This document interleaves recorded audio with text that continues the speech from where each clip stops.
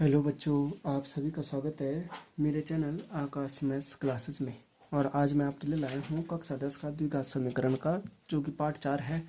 इसका एक प्रश्न है हमारे पास, उदाहरण में था।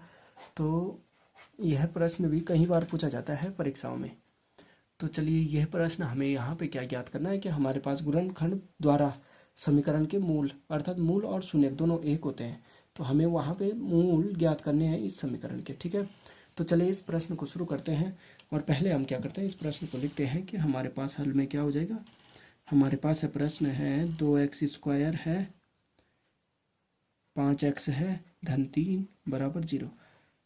ठीक है बच्चों, तो यहाँ पे हमें इसको सरल करना है। तो हमारे पास क्या हो जाएगा, हमारे पास हो जाएगा कि हम इसको सरल करने के लिए हम क्या करते हैं कि इसका एक आसान तरीका है कि प्रथम और अंतिम पद को हम क्या कर देते हैं, गुणा कर देते हैं। कि 2x² गुणा 3 से गुणा कर देते हैं। तो ये कितना हो जाता है, 6x²। ठीक है, ये हो जाएगा। तो चलिए इसको हम सरल करते हैं। तो अब यहाँ पे हमें क्या करना है कि गुणनखंड द्वारा बोल रहे हैं, तो गुणनखंड द्वारा बोल रहे हैं तो हमें 6x² के अगर हम 6x के गुणनखंड करते हैं तो 2 तिया 6 हो जाता है। ठीक है, और 3 दूनी 6। ठीक है, सॉरी, 3 एकम 3। ठीक है बच्चों, तो यहाँ पे हमें, यहाँ पे देखो, इसको सरल करने के लिए हमें क्या करना पड़ता है, यहाँ पे हमें क्या करना पड़ता है कि इस संख्या को ऐसे तोड़ना पड़ता है कि गुणनखंड हमारे कैसे हो, कि मैं यहाँ पे गुणनखंड बोलता हूँ कि 6 × 1 बराबर होता है 6 एकम 6।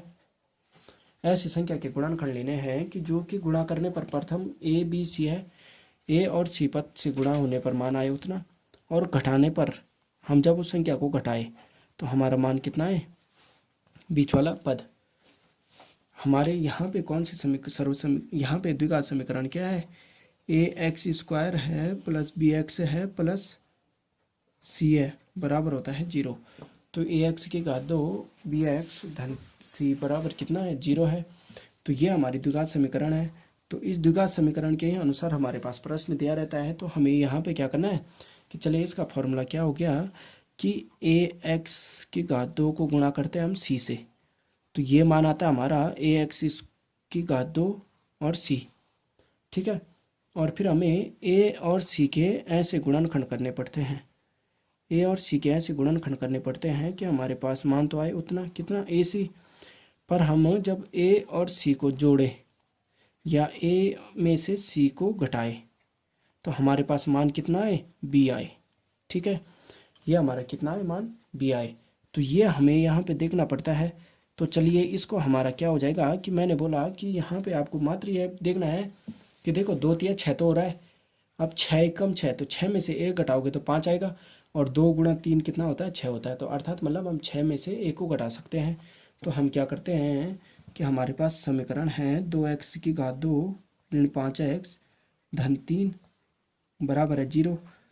तो 2x² और इस 5 को हमें लिखना नहीं है, तो हमने बोला 6 में से हम 1 को घटा देते हैं और x तो हमारा कॉमन बाहर आ जाएगा, धन 3 बराबर 0 हो जाएगा। तो तब क्या हो जाएगा कि 2x² है ऋण कितना हो जाएगा, अब देखो 6 की गुणा x के साथ, तो 6 एकम 6 और 6x एकम 6x, और ये ऋण ऋण का कितना हो जाता है, धन। तो धन कितना हो जाएगा, x एकम x, धन 3 बराबर 0। ठीक है, ये हो गया हमारा इतना। तो अब चलिए इसको हम पूरा पूर्ण रूप में लिखते हैं कि हमारे पास हो गया ये। ठीक है, अब चलिए, अब हमें यहाँ पे शून्य किस किस के निकालना है। एक तो हमें यहाँ पे 2 पद हमें प्राप्त हो गए, एक हो गया x धन 3 और 2x² ऋण 6x। तो यहाँ पे एक पद ऐसा रहता है कि जो कि दोनों पदों को, जो हमारे पास पद प्राप्त होगा वो उसकी वास्तविकता बता देता है कि हमारा यही पद ज्ञात होगा। तो अर्थात मतलब यहाँ पे देख सकते हो कि x धन 3 है और यहाँ पे हमें x धन 3 करना है। तो अगर हम 2 से भाग देते हैं, यहाँ पे 2 को बाहर रखते हैं 2x को, तो 2 के भाग 2x में जाएगा तो मान कितना आएगा, x, और 2 तिया कितना हो जाएगा, 6, और x कट जाएगा। तो यहाँ पे जब अगर हम 2x को कॉमन रखते हैं, ठीक है बच्चों, यहाँ पे हम 2x को रखते हैं और यहाँ पे हम ऋण 1 को, ठीक है बच्चों, ध्यान देना कि यहाँ पे हमारा कितना हो जाएगा, हमने यहाँ पे जब 2x को रखा तो अब यहाँ पे हम 2x रखते हैं तो हमारा मान आएगा। ठीक है ना बच्चों, ये हो जाएगा हमारा मान। तो अब ये हो गया हमारा इतना, तो हम क्या कर देंगे कि यहाँ पे तो हम ऋण 1 रखते हैं मान, ठीक है। तो यहाँ पे मान रखते हैं, तो जब हम 2x की 2x से भाग देते हैं तो हमारे पास बचता है x, क्या करने पर कि 2x को जब हम भाग देते हैं इन दोनों से तो x और 2 तिया 6, ये हो गया। अब फिर हम यहाँ पे ऋण 1 से भाग देते हैं तो x ऋण 3, है ना, बराबर हो जाएगा 0, है ना, शून्य हो जाएगा ना बच्चों, ये हो जाएगा। तो हम क्या कर देंगे कि हमारे पास तो मान तो हो गया इतना। अब चलिए इसको हम क्या कर देते हैं, ये हो गया जब हमारा इतना, तो अब हम क्या कर देंगे कि यहाँ पे हमें शून्य चाहिए, तो मूल चाहिए। तो हमारा एक तो हो गया 2x ऋण 1, एक तो ये हो गया, ठीक है बच्चों, और एक हो गया x ऋण 3 बराबर 0, है ना, शून्य हो गया।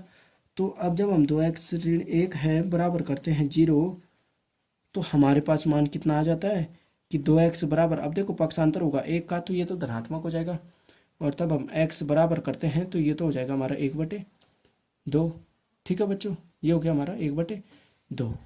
फिर हमारे पास कि x ऋण 3 है, तो x ऋण 3 बराबर है 0, तो तब क्या हो जाएगा, x बराबर कितना हो जाएगा, ऋण का क्या हो जाएगा, धन हो जाएगा। तो यहाँ पे हमारा शून्य क्या हो जाएगा कि एक मूल तो हमारा हो गया x बराबर 1/2 और दूसरा हो गया x बराबर 3, ठीक है बच्चों। तो ये हो जाएगा, हमें यहाँ पे मात्र यही मूल ज्ञात करने थे। तो ये हो जाएगा हमारा x बराबर हो गया 3 और x बराबर हो गया 1/2। तो ये दोनों हमारे समीकरणों के क्या हो जाएंगे बच्चों, मूल हो जाएंगे। तो उम्मीद करता हूँ कि आपको मेरा ये प्रश्न समझ में आया होगा। मेरे चैनल आकाश मैथ्स क्लासेस को लाइक शेयर एंड सब्सक्राइब करना ना भूलिएगा, और अपने दोस्तों के साथ भी और अपने परिवार के सदस्यों के साथ भी शेयर करना ना भूलिएगा। धन्यवाद बच्चों।